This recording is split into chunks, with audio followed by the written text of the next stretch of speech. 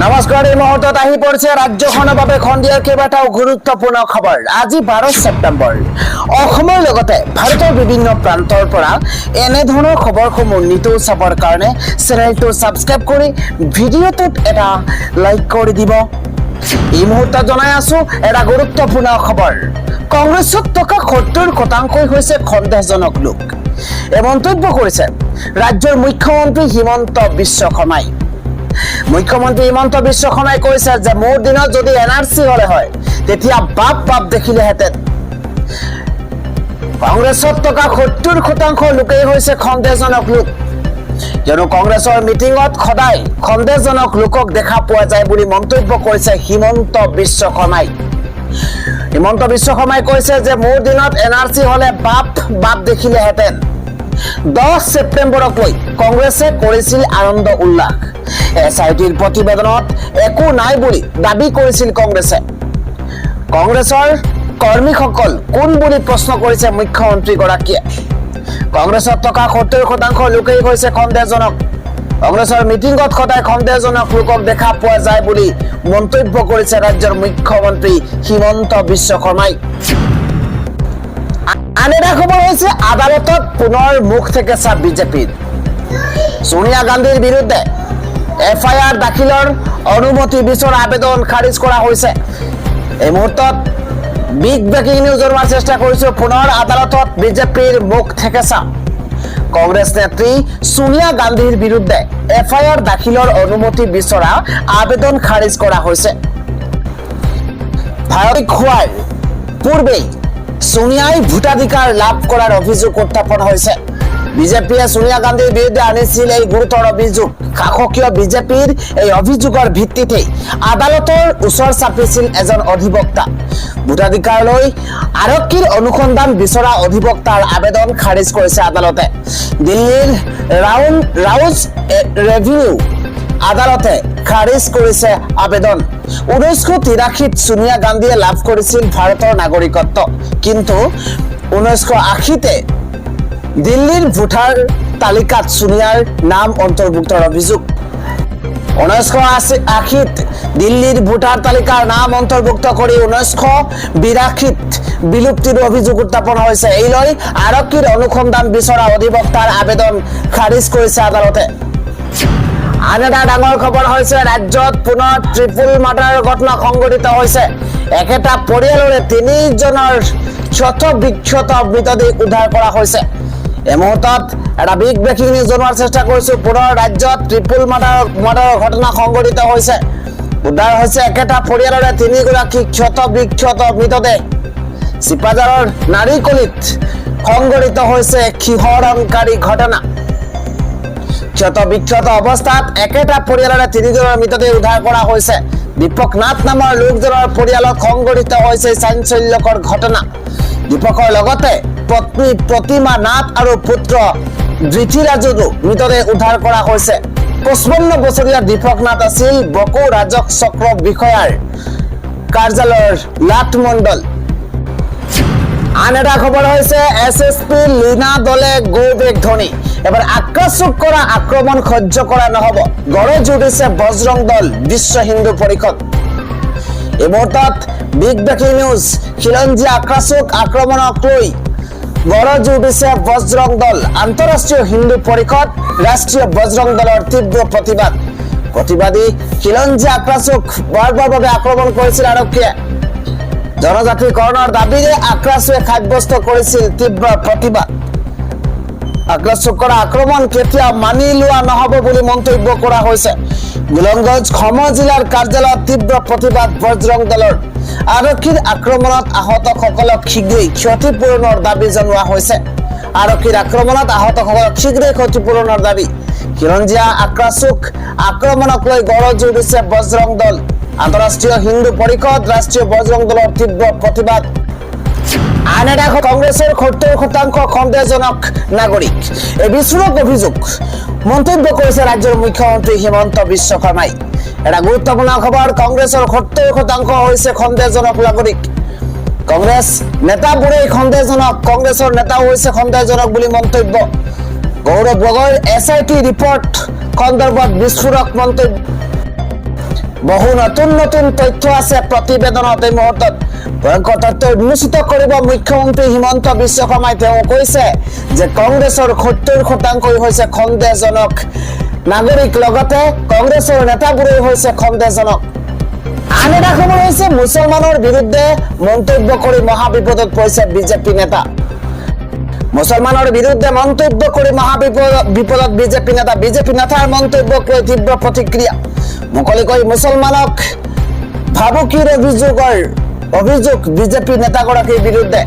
BJP নেতা তথা প্ৰাক্তন মন্ত্ৰীৰ মন্তব্যৰ বিৰুদ্ধে গোচৰ ৰুজু কৰা হৈছে। মই হিন্দুত্বৰ বাবে যুঁজি থাকিম, কাকো ভয় নকৰো বুলি মন্তব্য কৰিছিল। হিন্দুক চেলেঞ্জ দিছে, ইয়াৰ প্ৰত্যুত্তৰ দিম। বিজেপি নেতা চিটি ৰবিৰ বিৰুদ্ধে জাঙুৰ খাই উঠিছে মুছলমান সমাজ। আইনী ব্যৱস্থা লোৱাৰো দাবী মুছলমান সমাজৰ। এই মুহূৰ্তত এটা ডাঙৰ খবৰ, ধৰ্মৰ নামত হিংসা বিয়পোৱাৰ অভিযোগ বিজেপি নেতাগৰাকীৰ বিৰুদ্ধে। বিজেপি নেতাৰ মন্তব্যক লৈ তীব্ৰ প্ৰতিক্ৰিয়া এই মুহূৰ্তত আৰম্ভ হৈছে। আন এটা খবৰ হৈছে ৰাজ্যত আন এক জঘন্য ঘটনা সংঘটিত হৈছে। 12 বছৰীয়া নাবালিকাৰ সৈতে 50 বছৰীয়া লম্পট পুতুল চৌধুৰীৰ জঘন্য কাণ্ড আৰু তাৰ পিছতে চৌদিশে প্ৰতিক্ৰিয়া। এটা ব্ৰেকিং নিউজ, ৰাজ্যত পুনৰ মানৱ সমাজক লজ্জানত কৰা ঘটনা সংঘটিত হৈছে। 50 বছৰীয়া লম্পটৰ কামনাৰ বলি হৈছে 12 বছৰীয়া নাবালিকা। ঘৰত কোনো নথকাৰ সুযোগ লৈ কুকাণ্ড সংঘটিত কৰিছে এই লম্পটটোৱে। জঘন্য কাণ্ড সংঘটিত কৰি পলাই আছিল এই লম্পটটো। ইতিমধ্যেই বোকাজানৰ পৰা আটক কৰা হৈছে লম্পট পুতুলক। বোকাজানৰ খটখটিতেই ৰাজ্য কঁপোৱাই জঘন্য ঘটনা সংঘটিত হৈছে। এইদৰে ধৰি অনা হৈছে আৰু ঘৰত কোনো নথকাৰ সুযোগ লৈ কুকাণ্ড কৰিছে এইগৰাকী লম্পট ব্যক্তিয়ে। আন এটা খবৰ হৈছে আক্ৰাছুৰ প্ৰতিবাদ বন্ধৰ পাছতেই ধুবুৰী আৰক্ষীত বৃহৎ ৰদবদল। গুৰুত্বপূৰ্ণ খবৰ, আক্ৰাছুৰ প্ৰতিবাদৰ পাছতেই উত্তপ্ত হৈ পৰিছে ধুবুৰী। একেলগে কেইবাজনো থানাৰ আৰক্ষী বিষয়াক বদলি কৰা হৈছে। সেউজীয়াক আক্ৰমণৰ ঘটনাক তদন্তৰ নিৰ্দেশ দিছিল চৰকাৰেও। বিলাসীপাৰা থানাৰ অচি নৱজ্যোতি ৰায়কো বদলি কৰা হৈছে। গোলকগঞ্জৰ চক্ৰ পৰিদৰ্শক আৰু অচি হিচাপে বদলি নৱজ্যোতিক। গোলকগঞ্জৰ চিআই ৰাতুল হালৈক বিলাসীপাৰাৰ অচি হিচাপে বদলীকৰণ কৰা হৈছে। তামাৰহাটৰ অচি জ্যোতিপ্ৰসাদ দাসক গৌৰীপুৰৰ অচি হিচাপে বদলি কৰা হৈছে।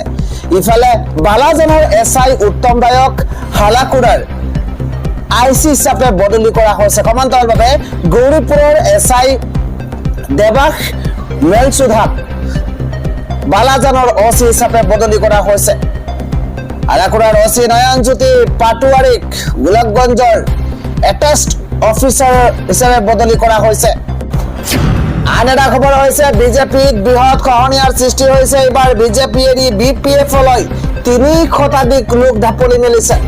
বিটিচি নিৰ্বাচনৰ পূৰ্বে শক্তি বৃদ্ধি পাইছে হাগ্ৰামাৰ BPF দলৰ। এটা ডাঙৰ খবৰ, এই মুহূৰ্তত বিজেপি এৰি শ নেতা কৰ্মীয়ে যোগদান কৰিছে হাগ্ৰামাৰ BPF-ত।